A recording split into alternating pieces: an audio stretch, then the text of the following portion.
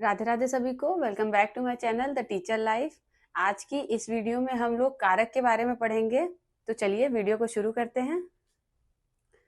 तो आज हम लोग कारक के बारे में पढ़ेंगे।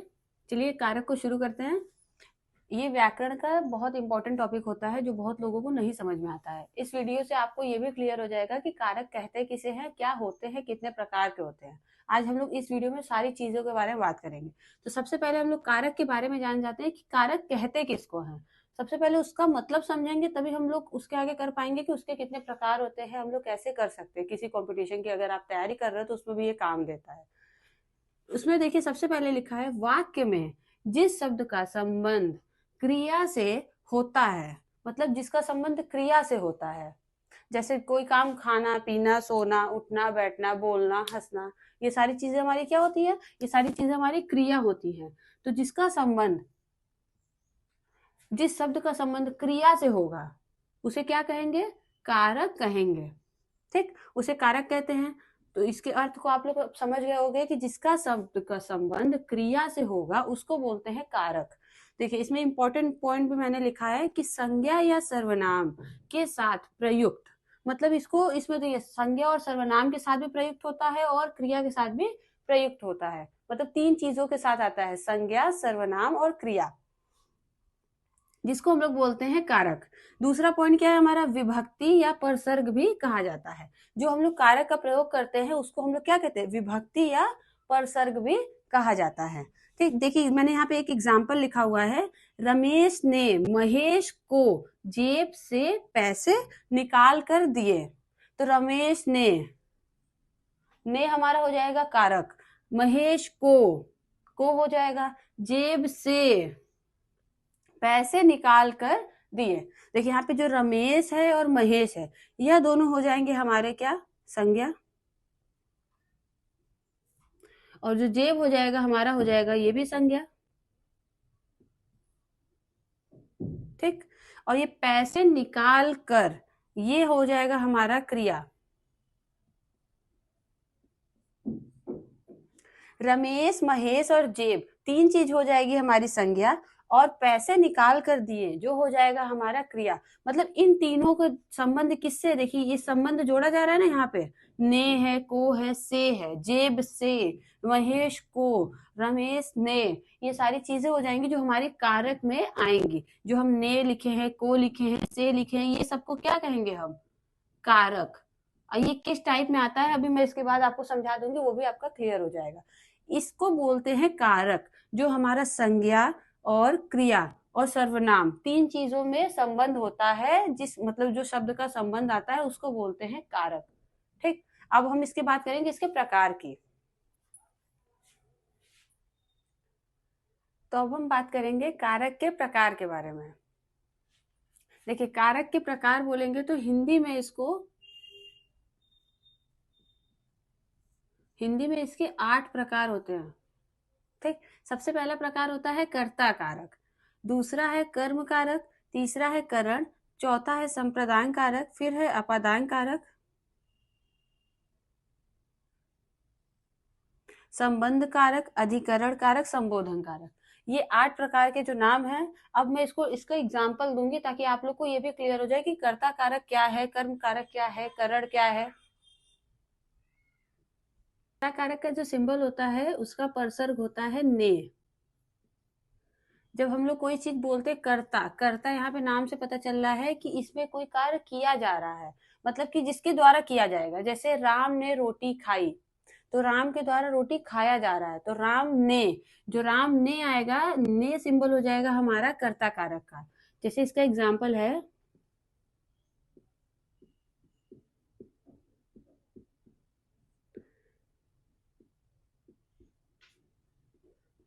राम ने रोटी खाई, राम के द्वारा रोटी खाया जा रहा है। यहाँ पे राम ने, ये जो ने आएगा ये हो जाएगा हमारा कर्ता कारक, क्योंकि राम यहाँ पे क्या है, कर्ता के रूप में देखा जा रहा है, इसीलिए इसमें हो जाएगा कर्ता कारक। अब हम बात करते हैं कर्म कारक की।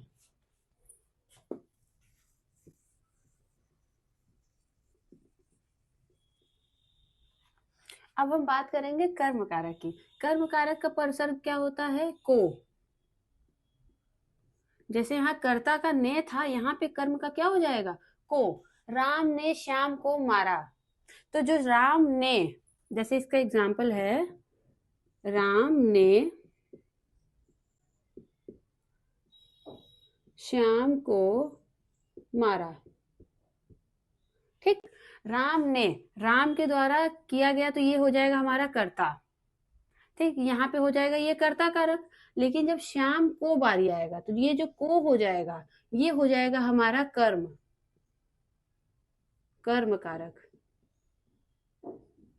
क्योंकि राम के द्वारा श्याम पर एक्शन लिया गया है, तो फर्क किस पे पड़ रहा है, श्याम पे पड़ रहा है। ये तो कर रहा है, लेकिन फर्क किसके ऊपर पड़ रहा है, तो कर्म कारक वो हो जाएगा जिसके द्वारा कर्म किया जा रहा है। जैसे राम ने श्याम को मारा, तो श्याम को हो जाएगा, तो इसलिए इसको बोलेंगे कर्म कारक। और इसका परसर्ग होता है को, इसका परसर्ग होगा ने।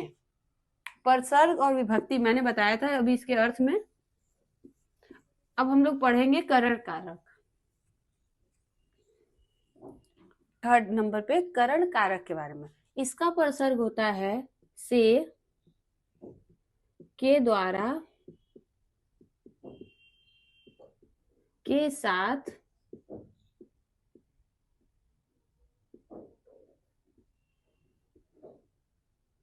ठीक। इसका परसर्ग ये होता है के द्वारा, के साथ या से। इसका एग्जाम्पल क्या हो जाएगा, शिकारी ने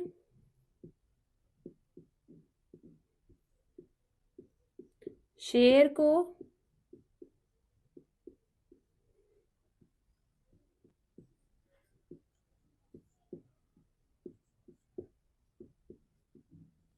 बंदूक से मारा। ठीक, यहाँ देखो शिकारी ने, तो ये हो जाएगा हमारा कर्ता। शेर को, ये हो जाएगा हमारा कर्म। बंदूक से, मतलब यहाँ जो से आ रहा है, ये किसी के द्वारा की बात हो रही है कि बंदूक के द्वारा शेर को मारा गया। ठीक, तो बंदूक से जो आ रहा है, यहाँ पे करण कारक हो जाएगा, क्योंकि यहाँ पे हम इसका परसर्ग बताए हैं, से है, के द्वारा है, के साथ है। मतलब किसी के द्वारा किया गया कोई कार्य, मतलब कोई चीज का इस्तेमाल करके आप कोई कार्य कर रहे हो, बंदूक से, चाकू से, ये सारी चीजें जो हो जाएंगी बंदूक से। यहाँ पे बंदूक के द्वारा शेर को मारा गया है, तो किसी चीज का इस्तेमाल किया गया है, इसीलिए इसको बोलते हैं करण कारक। कर्ता में ने आ जाएगा, कर्म में को आ जाएगा, करण में से, के द्वारा या के साथ हो जाएगा। ठीक, अब हम लोग बात करेंगे संप्रदान कारक के बारे में। अब हम लोग बात करेंगे फोर्थ नंबर के संप्रदान के बारे में, जिसका परसर्ग होता है को। देखिए, आप लोग कहोगे कर्म में भी को आ रहा है और संप्रदान में भी को आ रहा है। यहाँ पे कर्म में को आ रहा है, जो आ रहा है कि किसी व्यक्ति के द्वारा किया गया जो कर्म होता है उसको बोलेंगे को, उसमें जो आएगा। और ये जो संप्रदान में को आता है, यह क्या, या तो कोई वस्तु दी जाती है, वस्तु देना, या कुछ लेना।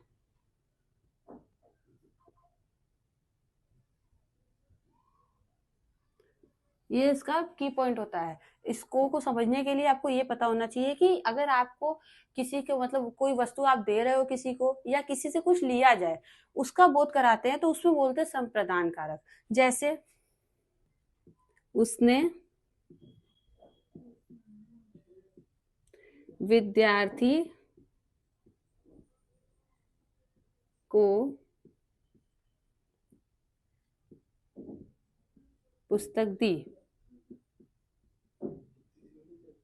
ठीक, जब ये वाला को क्यों आएगा, जब, हाँ देखिए यहाँ पे उसने विद्यार्थी को पुस्तक दी, यहाँ पे क्या है, उसने विद्यार्थी को, ये विद्यार्थी जो को आया है, यहाँ पे कुछ दिया जा रहा है। क्या दिया जा रहा है, पुस्तक दिया जा रहा है। हमने यहाँ बताया है कि जब वस्तु दिया जाए या कुछ लिया जाए, तो वो हो जाएगा हमारा संप्रदान कारक। तो यहाँ पर जो को आया है, वो किसके लिए आया है, संप्रदान के लिए आया है,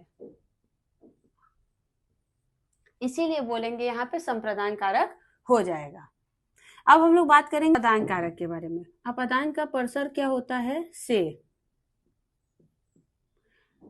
देखिए, जैसे करण में परसर्ग होता है से, तो यहाँ पे किसी के द्वारा, या मतलब किसी वस्तु की सहायता लेके किसी के द्वारा वो काम किया जाता है।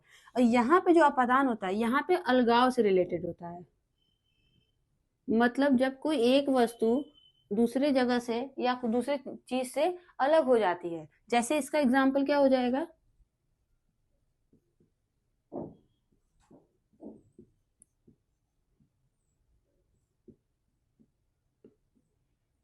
वह छत से कूद गया।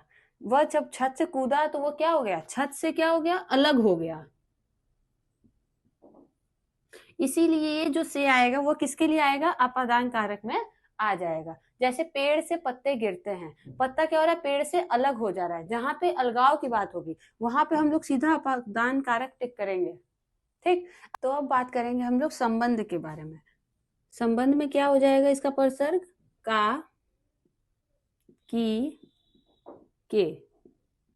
इसमें देखिए तीन है, का, की, के।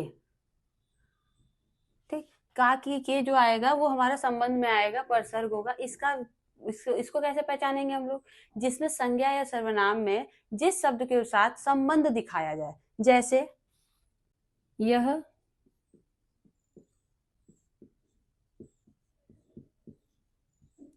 राम की किताब है।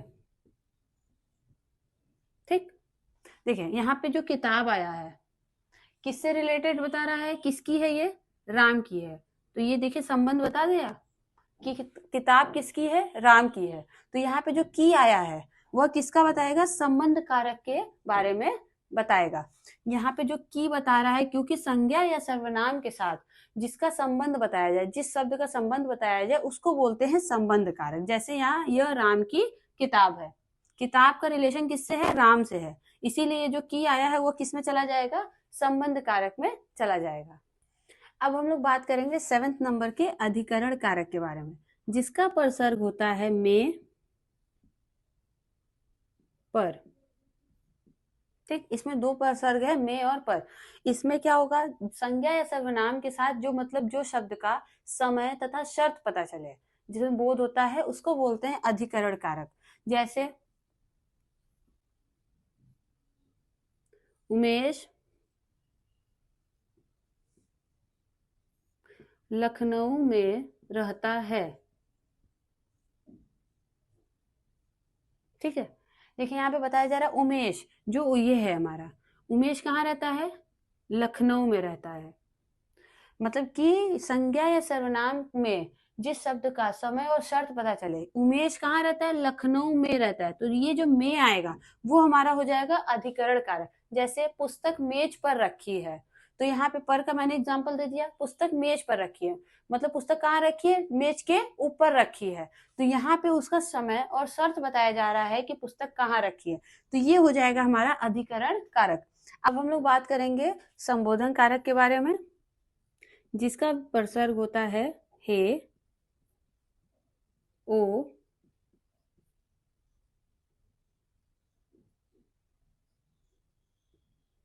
अरे। देखिए इसमें 3 परसर्ग होते हैं। इसको पहचानना सबसे आसान होता है। इसमें किसी को पुकारने के लिए, धमकी देने के लिए, चेतावनी जो होती है, या किसी को संबोधित करने के लिए, इसमें हम लोग संबोधन कारक का प्रयोग करते हैं। जिसमें देखिए इसका एग्जाम्पल मैं देती हूँ। जैसे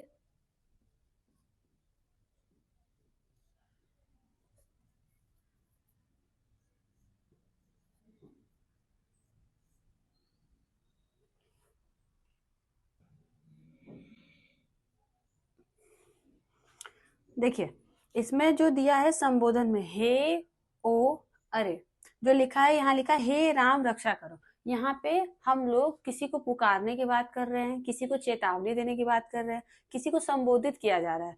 ये हो जाएगा हमारा संबोधन कारक। जैसे हे राम, ये जो सिंबल लिखा है यहाँ पे विस्मयादि बोधक चिन्ह कहते हैं इसको। आप लोग इसी से पता कर लोगे कि ये संबोधक चिन्ह है, संबोधक कारक है। यहाँ पे हे वाले से भी आप लोग पता कर सकते हो कि हे यहाँ मैंने बताया है परसर्ग। अगर आप लोग को परसर्ग याद है तो आप लोग बहुत अच्छे से कर लोगे। इसलिए मेन है ये परसर्ग याद होना चाहिए, और आप लोग कारक का नाम अच्छे से याद कर लीजिए, उसके परसर्ग के साथ याद कर लीजिए। आज के लिए इतनी, मिलते हैं नेक्स्ट वीडियो में। अगली वीडियो में मैं कारक से रिलेटेड आपको क्वेश्चन करा दूंगी, ताकि आप लोग का प्रैक्टिस कारक में अच्छा हो जाए और अच्छा हो जाए। ठीक है, मिलते हैं नेक्स्ट वीडियो में। पहली बार आए तो हमारे चैनल को लाइक कर दे, कमेंट कर दे, सब्सक्राइब कर दें। मिलते हैं नेक्स्ट वीडियो में। Thank you.